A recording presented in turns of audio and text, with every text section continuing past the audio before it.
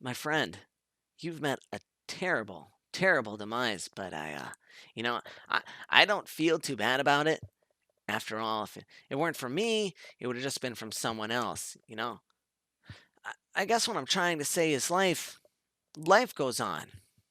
Well, well, for everyone else, life goes on. Not you. You're dead. But that's neither here nor there. It reminds me of the summer day in the park. I was having such a delightful picnic with my good friend Orville, and I said, Orville, I have a story. And he said to me, what's the significance of this story? And I said to him, Orville, not every story has to have significance.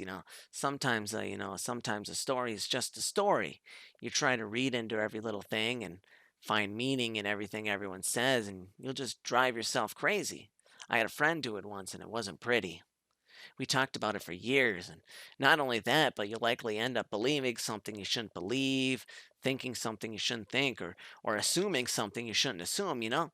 Sometimes I said a story is just a story, so just be quiet for 1 second in life and eat your sandwich, okay?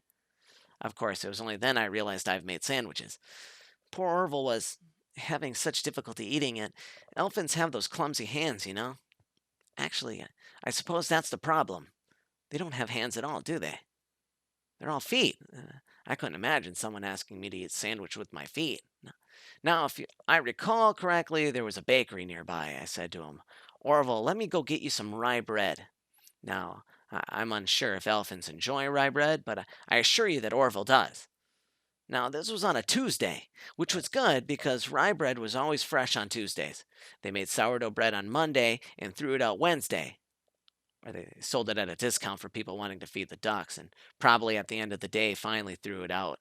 I don't recall. I do remember a man who would bring his son to the bakery every Wednesday and go feed the ducks. He would buy all of the sourdough bread. Of course, you're not supposed to feed the ducks sourdough bread at all. It swells up in their stomach and they all die. At least, at least that's what I've heard. I never saw any ducks die myself, but I did notice a substantial decrease in the duck population over the course of a few years. I just never thought to stop the man and tell him that he was killing the ducks by feeding them sourdough bread. And if you want my opinion on the matter, and I told Orville this as well, if you want to feed ducks or birds or any kind for that matter, it's best just to buy seed. I mean, when you think about it, bread of any sort doesn't occur in nature. They don't grow on trees or spring up from the bushes. I don't think birds know what to do with bread. What was I saying? Oh, yeah, yeah, yeah. So I brought Orville some rye bread. And what a fine day that was.